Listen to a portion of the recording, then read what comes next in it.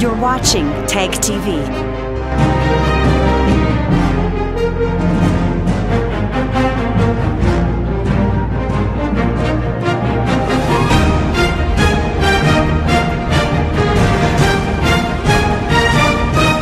You're watching TAG TV.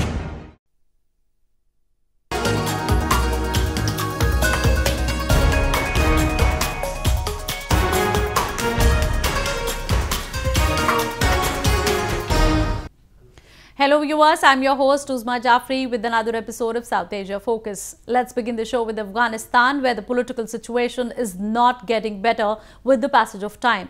While on one side, the country is consistently being attacked by Taliban insurgents despite an ongoing peace process, on the other, the opposition has started questioning the credentials and stance of President Ashraf Ghani regarding restoration of peace in the country. Mohammad Hanif Atmar, former National Security Advisor and a leading contender in presidential elections slated in weeks, has accused President Ghani of hindering the peace talks between the insurgents and the United States.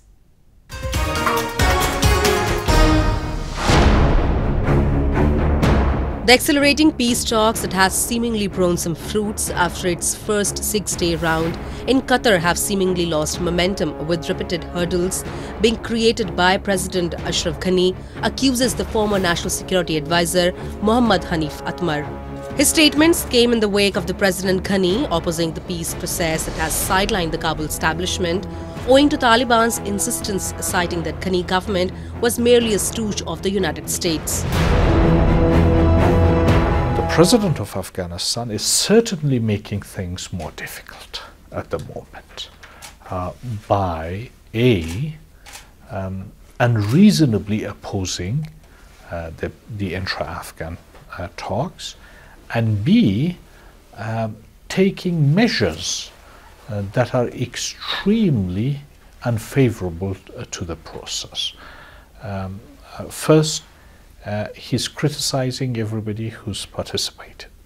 Second, he's sending letters to the UN to bar the Taliban from travel. An ethnic Pashtun former intelligence officer in the communist government who lost a leg fighting the anti-Soviet Mujahideen in the 1980s, Atmar, who speaks fluent English, is well liked by Western officials. He was a central figure behind a 2014 bilateral security agreement with the United States and a 2016 reconciliation accord that allowed former warlord Gulbuddin Hekmatyar to return to Kabul and rejoin the political mainstream. If he won the election, he said, his priorities would be national unity, peace, justice and cooperation domestically and beyond.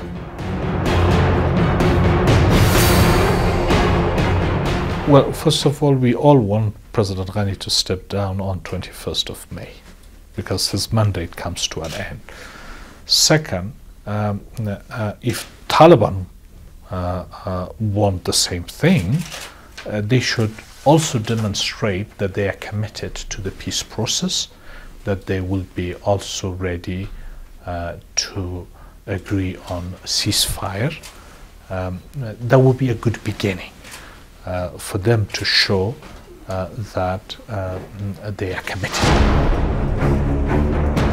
The Kabul establishment that has feeling increasingly isolated, especially after the United States and Russia went ahead with having talks with the insurgents without taking Kabul into consideration. These developments have compelled Kabul to take all the possible measures to protect their pride.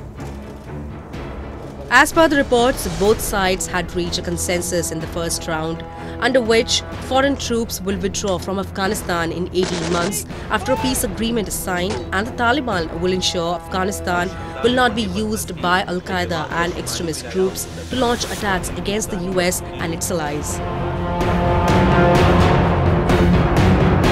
The departure of the US troops will have to be on the basis of conditions that will be defined by a peace agreement. It will have to be part and parcel of a peace agreement, not something outside the peace agreement. And the departure of these troops will have to happen as a result of the implementation of the peace agreement. Moreover, with USA and Russia looking into direct engagement with Taliban, bypassing Ghani's administration has further damaged the credibility of an internationally recognized Ghani government, thereby leaving the leadership fumed.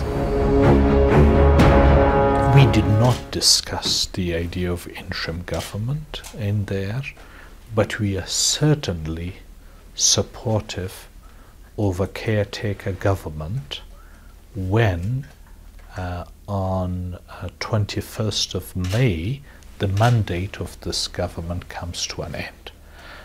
But again, our position is that such a government will have to be consistent with the provisions of our constitution. Meanwhile, a second round of peace talks focused at hammering out a plan over the proposed deal between the two sides.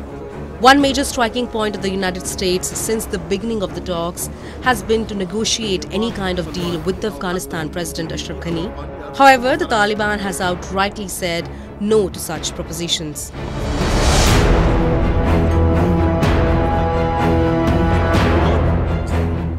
Moving on. Bangladesh has now decided to put a stop at the entry of the Rohingya refugees to its country. Recently, it informed the United Nations that it was finding it hard to take additional refugees as Myanmar, which makes tall claims at the international platforms, has done nothing tangible on the ground to make the repatriation process easy for the Rohingyas. A report.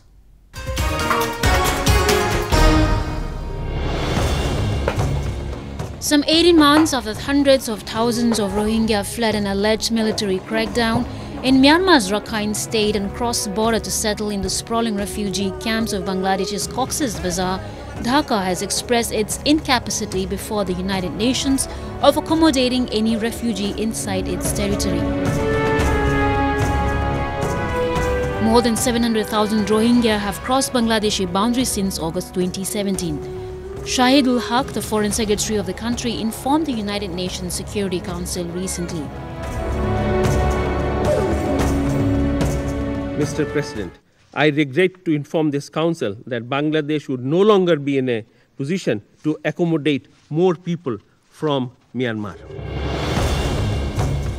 Both countries have for long been engaged in a formal exercise in order to carry out a smooth repatriation. However, one or the other bottleneck has pushed the date. Moreover, the people themselves are reluctant to return as they say the conditions back home are not safe. Haq accused Myanmar of hollow promises and various obstructionist approaches during negotiations on returns. In diplomacy, exhaustive list does not exist. Yet, I must mention that we have tried everything bilaterally with Myanmar for the voluntary, safe, dignified and sustainable return of Rohingyas and are now continuing our bilateral engagement despite hollow promises and various obstructionist approaches by Myanmar. We have also engaged with regional partners. Yet, not a single Rohingya have volunteered to return to Rakhine due to absence of conducive environment in Myanmar. However, Myanmar has a completely different version of the story in which it says that it is ready to accept returning refugees since January. United Nations, on the contrary, says conditions are not yet right for their return. The Rohingyas say they want guarantees over their safety and to be recognized as citizens before returning. We are ready to receive verified returnees in a voluntary, safe and dignified manner in accordance with the bilateral agreement and arrangement with Bangladesh. We have proposed recently to Bangladesh side to resume the joint working group meeting in April. We are confident that we can make the repatriation plans a success if we both act strictly in compliance with the agreements. Western powers of the Council lamented the lack of action from Myanmar's government. Several council members from Western countries stressed that the return of refugees needed to be safe, voluntary, dignified and secure, and pushed for the Myanmar government to allow the United Nations widespread and unconditional access to Rakhine.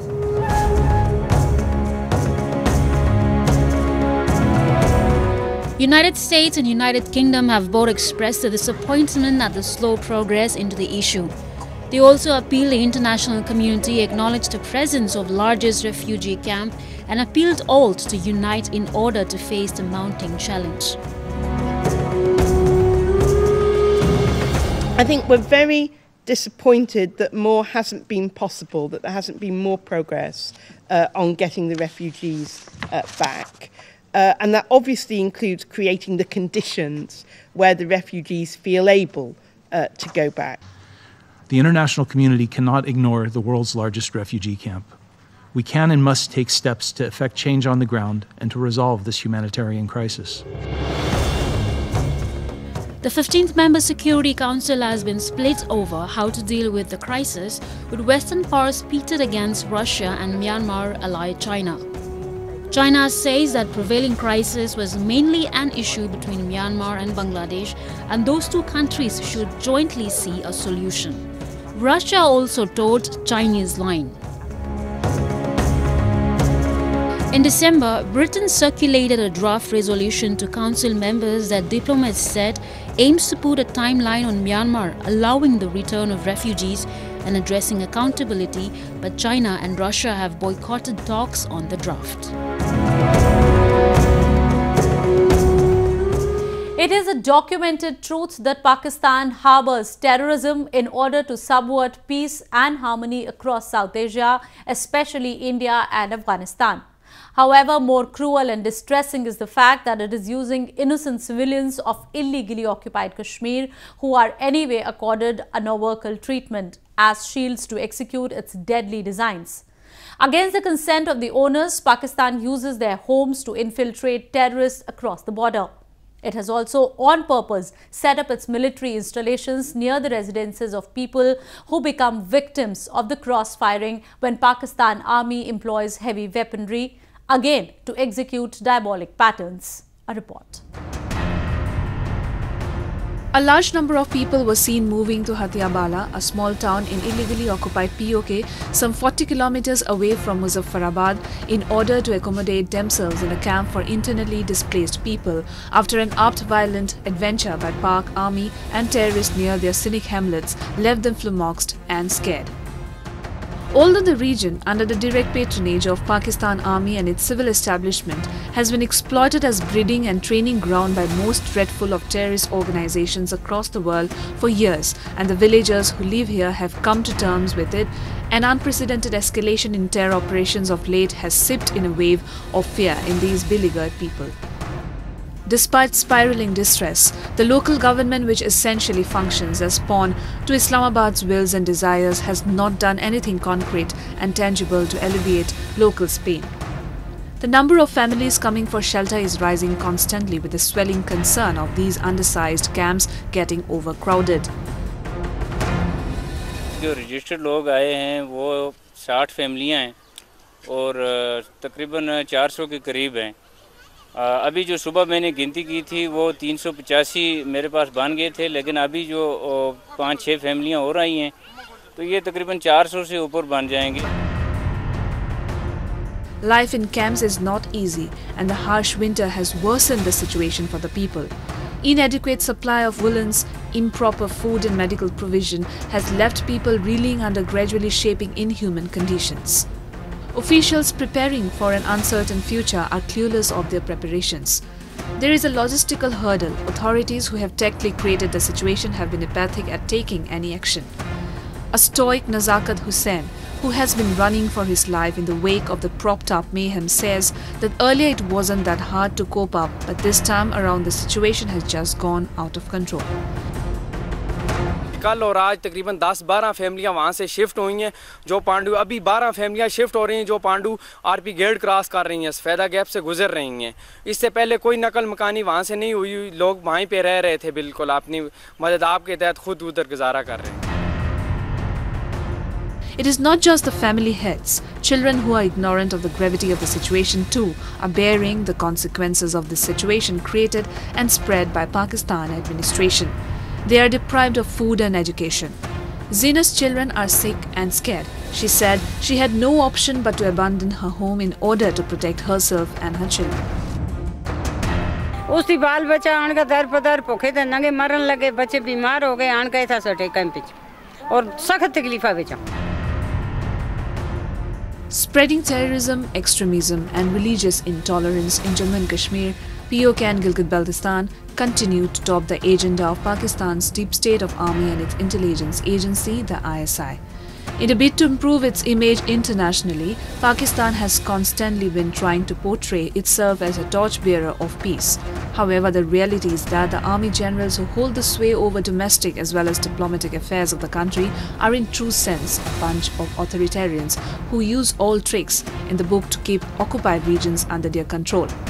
They have also been indoctrinating the gullible youth of Kashmir and using them as cannon fodder to fight their battles.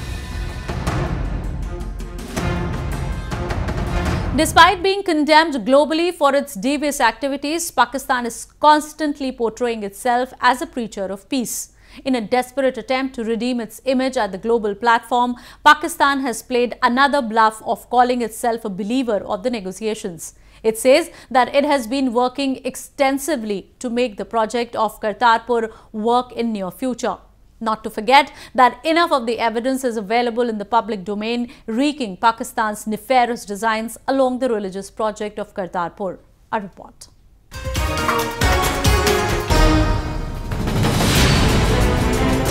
In a unilateral statement suggesting that tensions were easing between India and Pakistan after India carried out an airstrike in the wake of deadly Pulwama attack carried by Pakistan-backed terrorist group Jaish-e-Mohammed, Pakistan's Foreign Minister Shah Mahmood Qureshi informed press that the Pakistani delegation will visit New Delhi on March 14th and then host a reciprocal Indian visit to Islamabad to discuss a draft agreement on a Sikh pilgrimage corridor. The Kartarpur Corridor, which will officially open next year, is about 120 km north of the Pakistani city of Lahore and will be used by Sikh pilgrims coming from India on a visa-free basis to visit holy sites in Pakistan.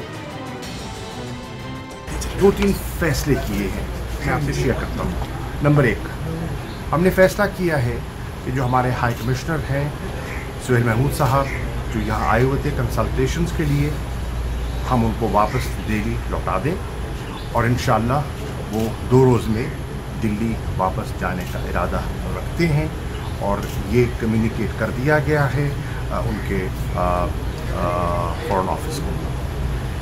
हमने फैसला किया है कि जो हमने करतारपुर के लिए राहदारी के लिए जो हमने मीटिंग्स और नशिस्तें तय की थी, पाकिस्तान का डेलीगेशन इंशाअल्लाह 14 मार्च को हस्ब वादा जो तारीख तय हुई थी पिछली नशिस्त में, इंशाअल्लाह वो दिल्ली जाने के लिए तैयार है ताकि हम जाके उस राहदारी को अमली शक्ल पहनाएं और वो जो पूरी दुनिया में सिखों की और दीगर कम्युनिटीज़ की, हिंदू कम्युनिटी भी शामिल है, जो उसमें आना चाहती है, उनके लिए राह हमवार की जाए। Bigotry of Pakistan has already been exposed earlier with a plethora of evidence available in the public domain speaking loud and clear of its dubious and satanic intentions behind pilgrimage corridor. It has been planning to provide moral and material support to secessionist groups that have been seeking separate homeland from the sovereign territory of India. The international community raised eyebrows over Pakistan after India and Afghanistan accused it of repeated terror attacks carried out in their territories, including the one that killed more than 40 paramilitary personnel mid-February. Its designs were further exposed when India, through its assertive diplomacy, informed the global community of Pakistan's agenda. Pakistan recently faced international humiliation after its demand to boycott Indian presence at Organization of Islamic Cooperation in Abu Dhabi were given a cold shoulder. The country has been feeling increasingly isolated after the incident. The major veto powers too are creating a diplomatic pressure. Pakistan has been desperately trying to ease tensions with those countries as well. Private diplomacy को बरूए car लाते हुए America ने बड़ा मुस्बत किरदार अदा किया है और दीगर ममालिक ने। उसमें मैं जिक्र करना चाहूँगा चीन का, मैं जिक्र करना चाहूँगा रूस का, मैं जिक्र करना चाहूँगा सऊदी अरब का, बहुत से दोस्तों का, किस किस का नाम नहीं, तुर्की का, जॉर्डन का, यूएई का, सबका, कि जिन्होंने सफारतकारी के ज़रिए कोशिश की कि मामलात बेहतरी की तरफ जाएं और मामलात डी-एस्केलेट हों। तो उसके इम्कानात अब रोशन दिखाई दे रहे हैं। Hostilities between the nuclear-armed India and Pakistan reached unprecedented high when India attacked what it said was a militant group that had carried out a suicide attack in Jammu and Kashmir on February 14. India and Afghanistan, two neighbours of Pakistan, have been the perennial victims of terror emanating from Pakistani soil. While it has been providing moral and material support to the Taliban insurgents in Afghanistan to keep the country unstable, it has also been infiltrating terrorists across Indian territory in a bid to attack its sovereignty. Moving on to India, that observes a number of festivals throughout the year with great zeal and enthusiasm. Recently, people across the country came together to celebrate the biggest Hindu festival of Mahashivratri, whose celebrations begin with the break of the dawn on Shivratri day and continues the whole night. Have a look.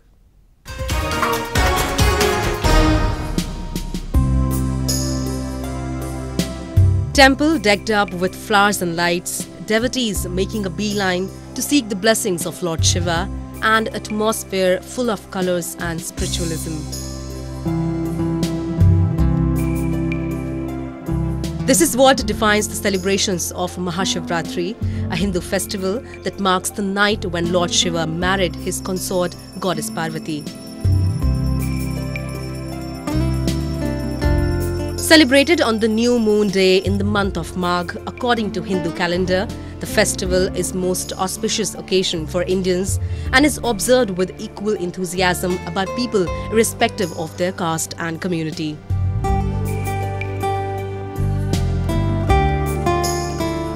दुर्दुष्टनाथ महाराज की बहुत कृपा है। मैं बचपन से हमेशा आता हूँ यहाँ पे शिवरात्रि पे और बहुत ही यहाँ पे आके जो मन्नत मांगी जाती है आज तक पूरी हुई है हमें। After having a bath, preferably in the sacred waters of river Ganga, devotees throng the nearest Lord Shiva temples during the festival. There, they give a ritual bath to the Shiva Lingam and offer wood apple leaves, milk, yogurt, ghee, sugar and water, which is believed to be Lord Shiva's favourite. Priests perform ritual puja amidst chants of Om Namah Shivaya and ringing of temple bells. Night-long vigil or jagran is also observed at various temples during the festival. Numerous devotees took part in the jagran and spent the night singing hymns and songs to honour Lord Shiva. Several people kept fasting on the night of Shivratri and break it next morning after having the sacrament or prasad offered to the Lord. Community meals are also served at several temples to commemorate this holy occasion. ये आयोजन विगत 33 वर्षों से कर रहे हैं और निरंतर चलते जा रहा है। इसमें लगभग 10,000 आदमियों का प्रसादी भंडारा किया जाता है। ठंडाई, मिठाई, बूंदी, सेव, हर प्रकार का यहाँ प्रसाद मिलता है। An act of groom's wedding procession, also known as Shiv Barat, forms the highlight of this jamboree. Hundreds of people with several musical instruments in their hand, especially drums, and dressed up in different costumes, move in this procession.